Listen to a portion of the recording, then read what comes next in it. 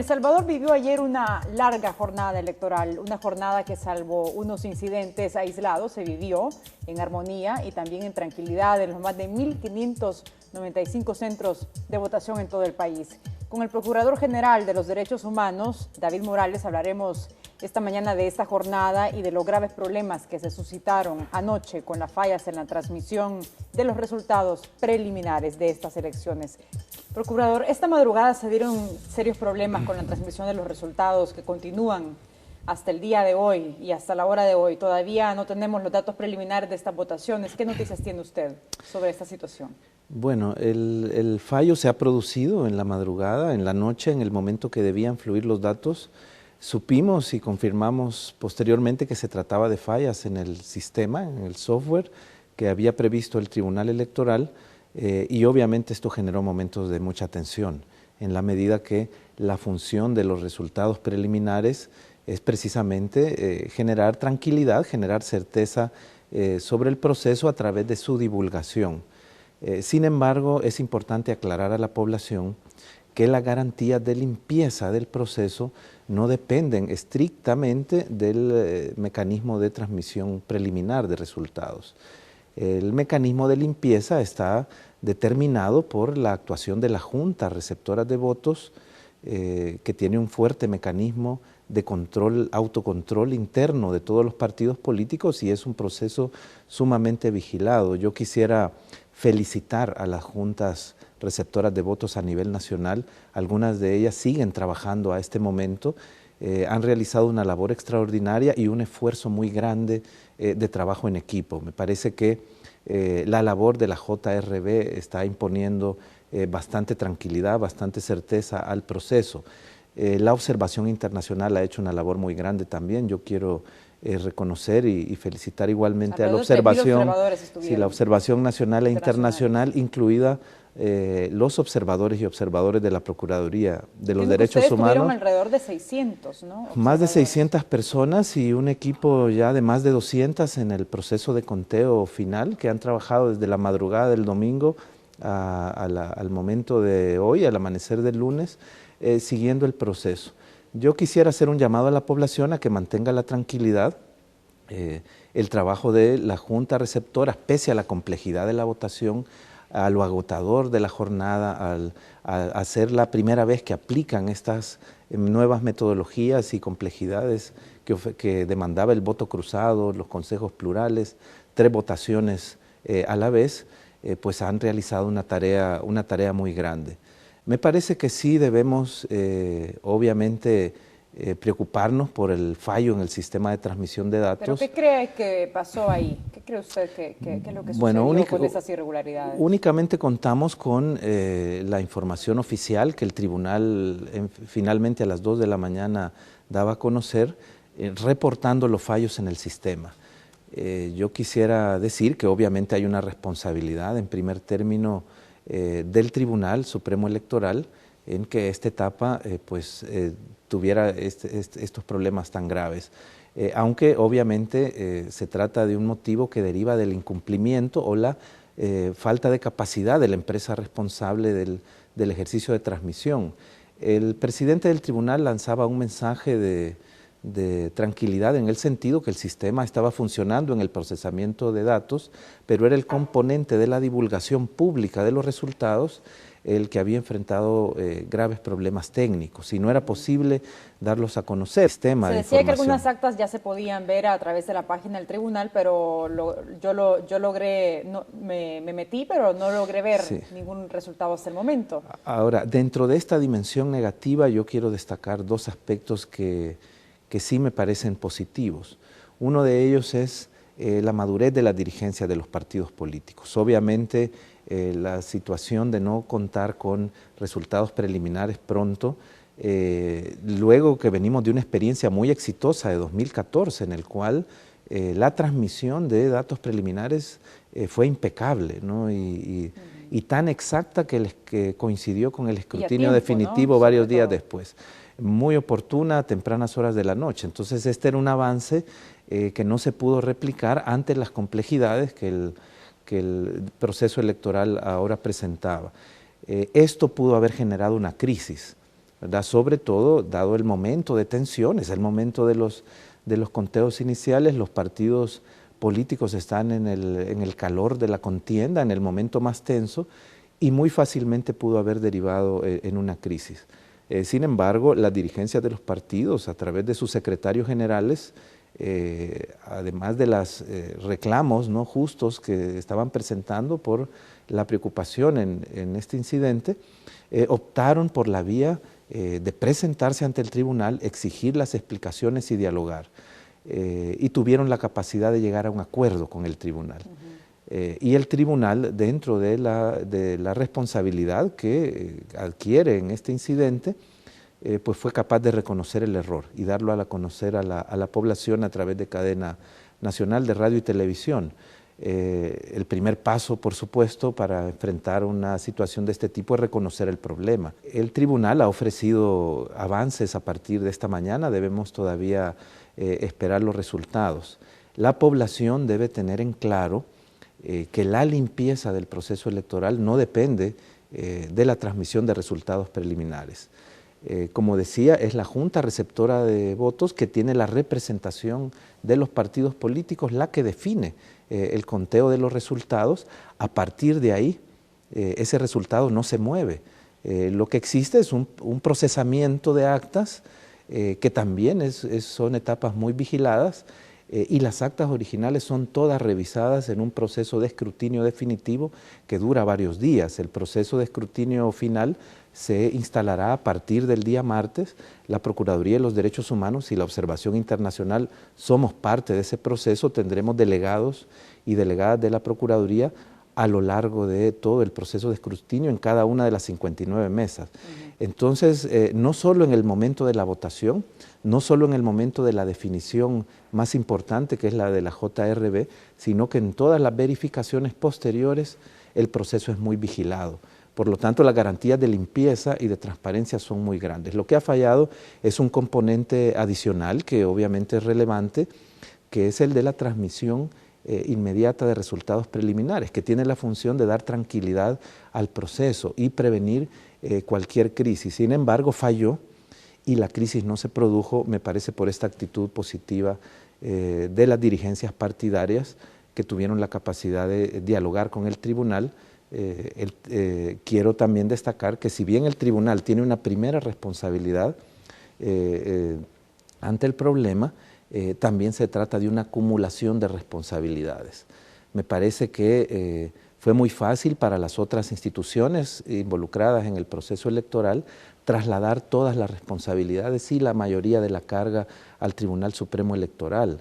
La Sala de lo Constitucional, pese a que podemos compartir algunos de sus planteamientos en la reforma electoral, estuvo imponiendo plazos no razonables de cumplimiento. A mí me parece que la determinación del voto cruzado para el proceso 2015 a escasas 3 meses de la votación impuso un plazo no razonable que complicaba el desarrollo de las elecciones y que trasladaba un problema muy fuerte al Tribunal Electoral.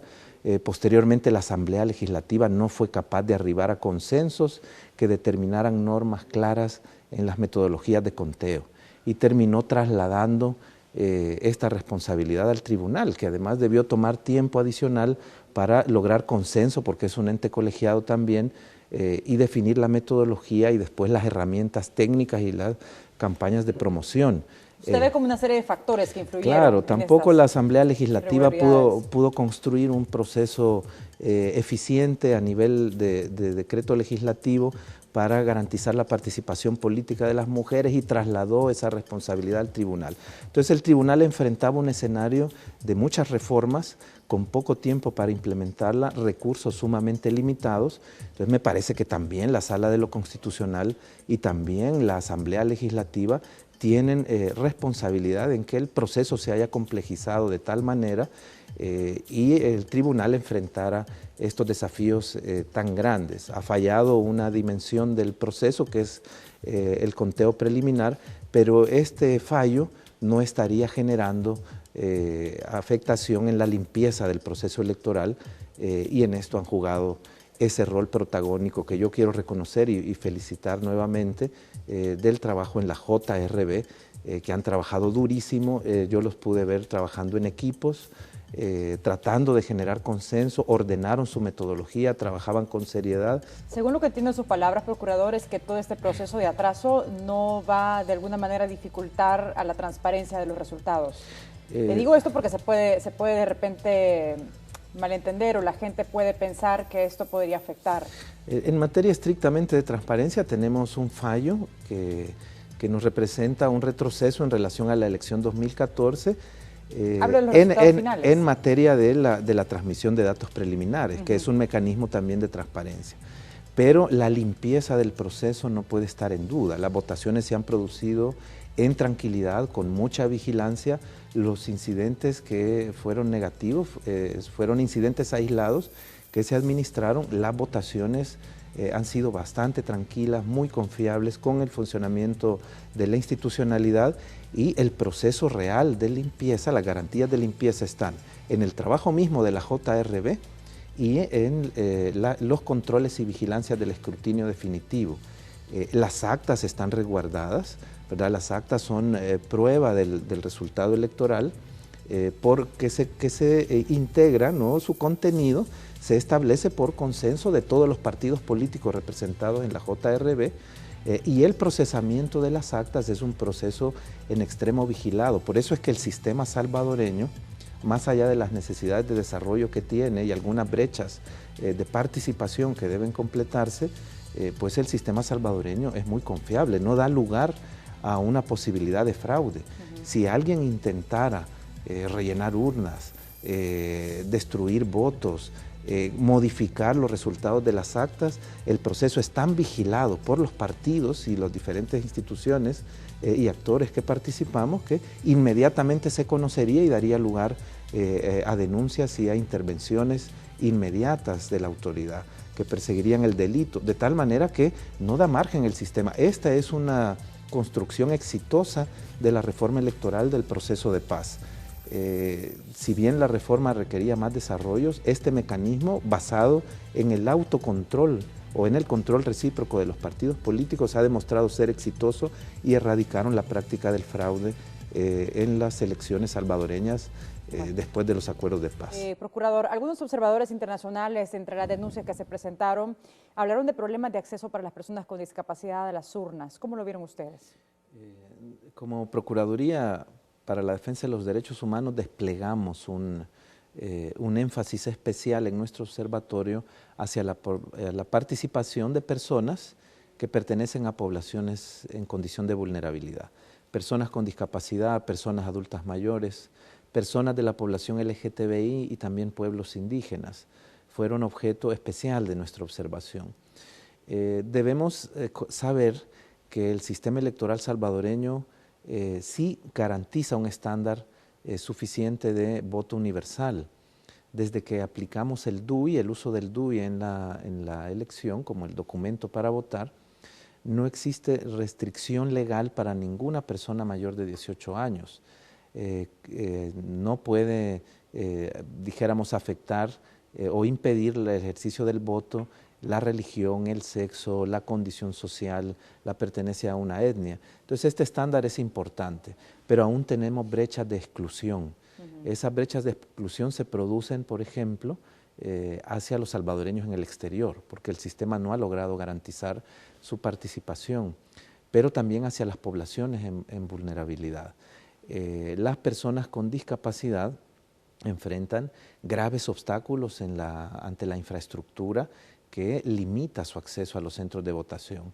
Es particularmente grave esta situación porque además se trata de los centros escolares que deberían tener facilidades de infraestructura y acceso a las personas con discapacidad. Aún no es posible utilizar traductores en lenguaje de señas en todos los centros de votación. El tribunal ha realizado en los últimos procesos esfuerzos de inclusión y se aplica material electoral para la votación en idioma braille, pero este material es limitado. Me parece que hay poca difusión entre los operadores del sistema electoral y estuvieron en la jornada de ayer dándose problemas por el retraso de la llegada de los materiales en lenguaje braille para la votación de las personas con discapacidad visual.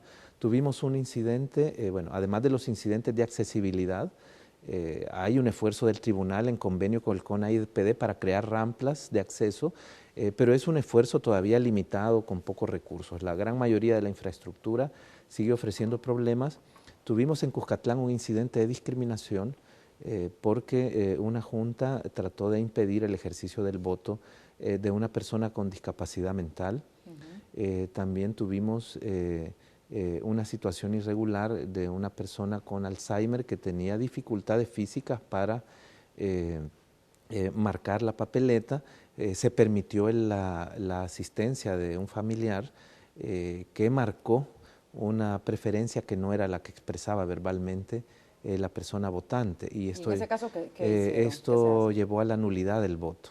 Entonces, esa secuencia de hechos que no era responsabilidad únicamente de la Junta Receptora, derivó en una anulación del derecho al voto de esta persona.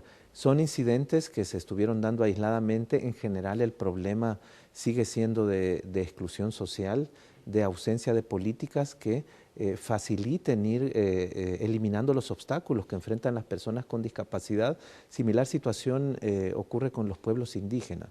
Los pueblos indígenas han sufrido una condición de discriminación y de exclusión social histórica. Sufrieron persecución y genocidio en 1932 y el Estado ha hecho casi nada por reconocer su derecho a la autodeterminación, por garantizar políticas y legislación de inclusión a favor de los pueblos indígenas. Aunque hay una importante reforma constitucional reciente, pero estamos lejos, por ejemplo, que los pueblos indígenas tengan la capacidad y el apoyo para construir sus propios partidos políticos, por ejemplo. Entonces, estas condiciones de exclusión limitan la participación. Las personas con discapacidad cuentan nada más con una ley de equiparación de oportunidades obsoleta y un proyecto de ley de inclusión integral para las personas con discapacidad aún no ha sido aprobado. Está en ese proceso de estudio en este momento en Presidencia de la República. Entonces, estas condiciones de exclusión terminan creando condiciones estructurales que afectan la participación política de personas que pertenecen a estos grupos vulnerables, de tal manera que el reto es muy grande. El tribunal debe ampliar sus esfuerzos de inclusión, pero también necesitamos cambios legislativos, fortalecimientos institucionales, inversión de recursos a favor de estas poblaciones. Y siempre sobre el tema de inclusión, pero ahora partidos políticos, ¿ustedes verifican que la cuota de los partidos políticos aprobada con la ley de partidos políticos del 30% de las mujeres se dé realmente? Sí, es uno de los énfasis en nuestro observatorio, el seguimiento a la participación política de las mujeres en el marco de nuestro seguimiento a la construcción de la autonomía en la toma de decisiones de las mujeres. He acompañado yo firmemente y claramente la demanda de las organizaciones de mujeres y particularmente de Andrisas, la Asociación de Regidoras, Síndicas y Alcaldesas, para que la reforma electoral de la cuota se viera acompañada también de un mecanismo legal que permitiera que fuese efectiva la aplicación de la cuota. La preocupación principal ha radicado en la integración de los consejos municipales plurales, donde existía el temor de un retroceso en la participación política de las mujeres. Y apostábamos, abogábamos, propusimos a la Asamblea Legislativa la aplicación de la modalidad de listas trenzadas, como se les conoce, que son las planillas de los consejos municipales con alternancia de sexos, para garantizar la plena participación y la posición de las candidaturas de mujeres en puestos ganadores de las planillas. Sin embargo, no alcanzó consenso la Asamblea Legislativa en este tema. Sí creó un mecanismo de aplicación, pero ese mecanismo de aplicación trasladaba la responsabilidad al Tribunal Electoral. Es un ejemplo más de cómo las otras instituciones o poderes estuvieron trasladando cada vez responsabilidades adicionales al Tribunal Electoral. Y el tribunal, y particularmente las juntas electorales departamentales, han tenido la potestad de rechazar planillas que no cumplieran con la cuota. Sabemos, al quedar en firme las candidaturas, que los partidos cumplieron al menos numéricamente y formalmente con la cuota, ¿verdad? Y lograron inscribir sus planillas, pero aún debemos verificar si esta participación es efectiva, si no es meramente formal o nominal, si realmente son mujeres a quienes se les ha abierto espacio de la participación dentro de los partidos políticos, es decir, son mujeres políticas en actividad, candidatas reales, dijéramos, si han sido colocadas en posiciones ganadoras dentro de las planillas municipales, ¿verdad? Y el ejercicio ha permitido que los partidos se abran a la participación política de las mujeres. La participación de las mujeres en la política en El Salvador creo que está a la vista, es una participación que ha traído mucho bien a la democracia. Las mujeres han dado aportes importantísimos. Ha avanzado, pero falta mucho por hacer, en la hacer, asamblea, ¿no? en los consejos municipales, en los cargos públicos. Normalmente el rol de las mujeres es más destacado de los hombres, que el de los hombres. Ofrecen mayores garantías de honestidad, hay, dijéramos, mayores posibilidades de diálogo en su gestión pública y más transparencia. Sin embargo, estamos tendiendo a declinar. La representación en la Asamblea Legislativa es ahora del 11%, vamos a esperar los resultados en este proceso 2015, pero hace algunos años estábamos en el 14%, muy lejos del 30%. Algunos partidos políticos se han abierto. El FMLN, por ejemplo, tiene regulado por estatutos la participación política de las mujeres. Y un partido tan tradicional como el PCN, pues ha destacado en esta elección 2015 por abrirse a esta participación de las mujeres en las candidaturas. Entonces me parece que vamos avanzando, fue importante el establecimiento de la cuota, se establece por primera vez en una elección, pero aún debemos verificar si no se ha cumplido nada más formalmente y ha sido una participación efectiva permitida por los partidos políticos. Procurador, volvamos al proceso electoral. Y es que ayer Robert Balen, representante del PNUD, destacó este proceso y dijo textualmente, y le voy a leer: El Salvador debería estar orgulloso.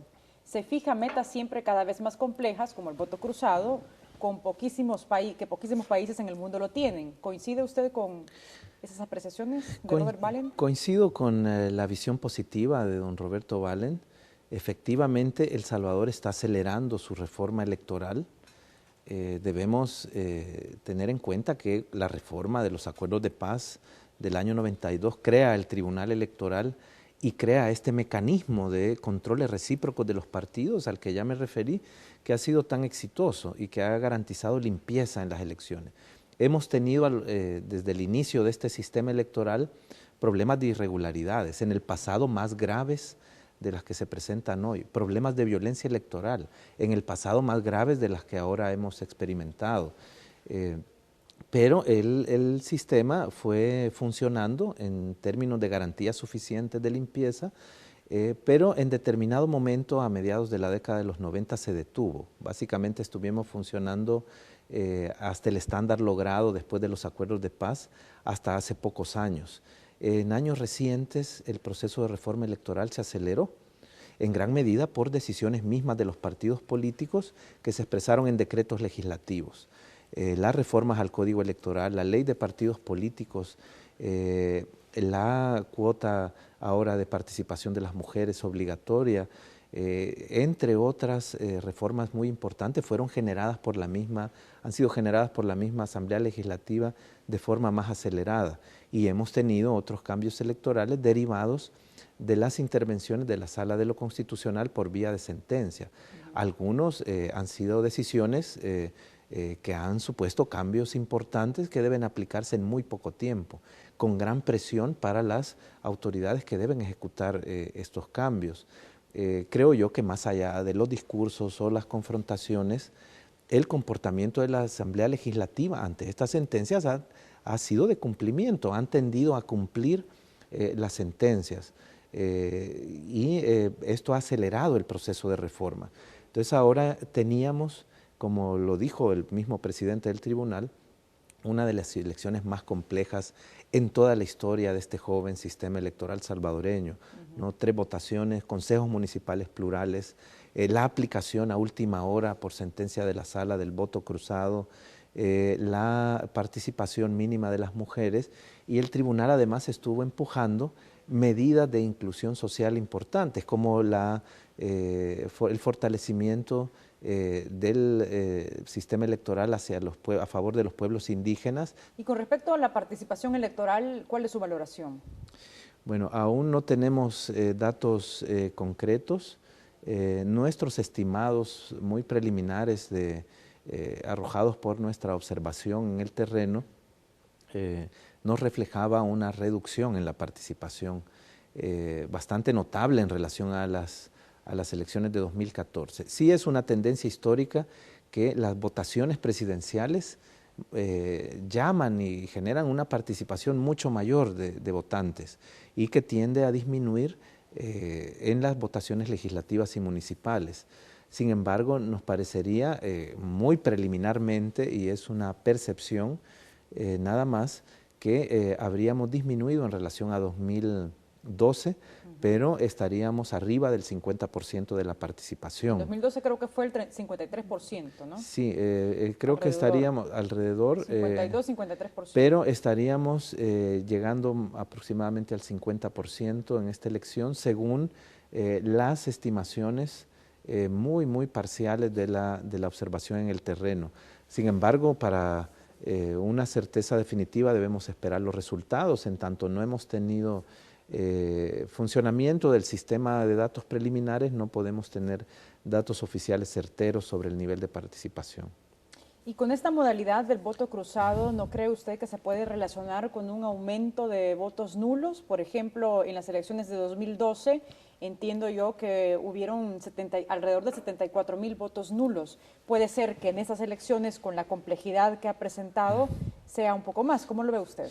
Bueno, es una de las preocupaciones, efectivamente, que la premura de los tiempos, el tiempo impuesto por la sala, la tardanza de la Asamblea Legislativa y también las capacidades del tribunal no permitieron una campaña oportuna de información sobre el ejercicio del voto cruzado. La campaña llegó después masivamente y era muy clara, pero llegó tardía, no hubo una campaña oportuna que informase a la población. En ese sentido hay una preocupación de que los votos nulos por esta causa se incrementen. Debemos recordar que los votos nulos también en un buen número son expresión del votante que rechaza, ¿verdad? Que hace un acto de protesta social al anular su voto, rechazando quizá el comportamiento de los partidos o de las autoridades o del tribunal. Cumple con su deber de ir a votar, ¿verdad? Pero van a votar, pero rechazan la confiabilidad en el sistema, tienen el derecho de ejercer esa protesta. Por ejemplo, mirábamos frases en esos espacios en blanco de las papeletas que generaron controversia. La población colocaba mensajes, ¿no?, de protesta social. Algunos obviamente son indebidos y llegaban al insulto, pero otros eran claramente expresión de una protesta. Pero hay obviamente otra cantidad de votos nulos que tienen que ver con la falta de manejo de la metodología de la votación, que ahora era más compleja.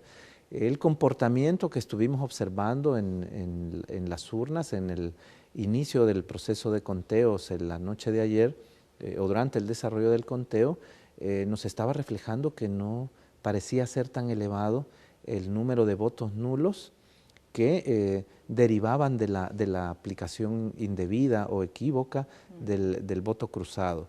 De hecho, no parecía que el voto cruzado hubiera sido utilizado en gran número. Había una tendencia muy fuerte de la población votante de mantener voto por bandera o voto con bandera con preferencias del mismo partido. ¿Pero usted cree que eso se debió a que la gente estaba poco informada de cómo implementar el voto cruzado? Bueno, ese es un factor, pero definitivamente hay otros factores. Es decir, es una modalidad de votación nueva, tuvo poca información, no está instalada en la práctica y en la cultura de votación de nuestra población.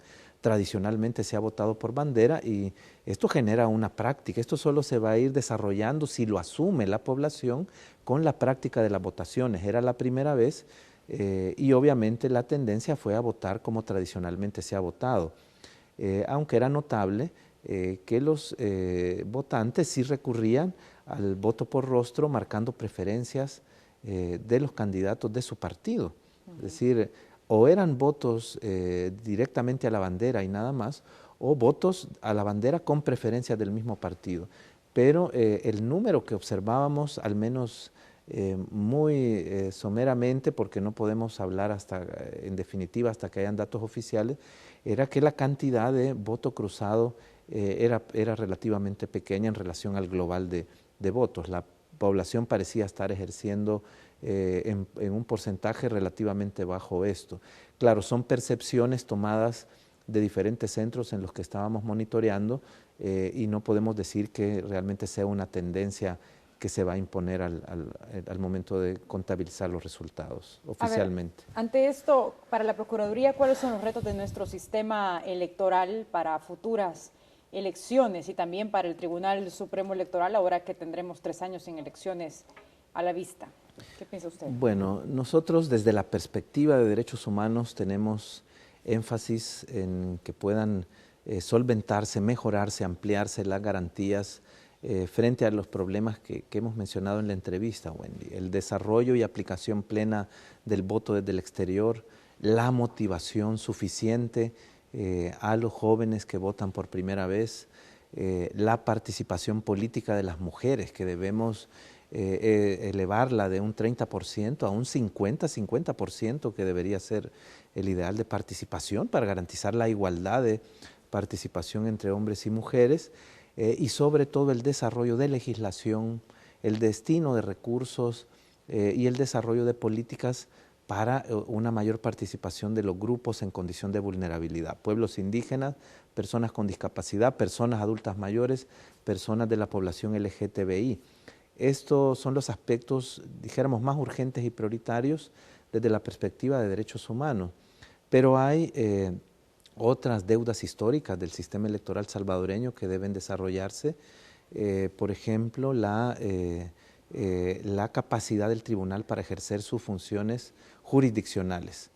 Es positivo que el tribunal, a partir de las últimas reformas y ya desde el proceso 2014, aplicó en mayor medida las infracciones y el procesamiento de casos por violación a la ley electoral.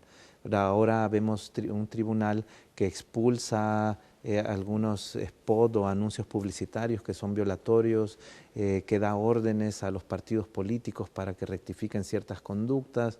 Es decir, la labor se ha incrementado un poco, pero aún es muy débil el ejercicio de labor jurisdiccional del tribunal. Otro gran déficit histórico es mayores niveles de transparencia en el financiamiento de los partidos políticos y el financiamiento de las campañas, así como la mayor información posible respecto a la probidad de los candidatos y candidatas que participan. Esto aún debe desarrollarse más.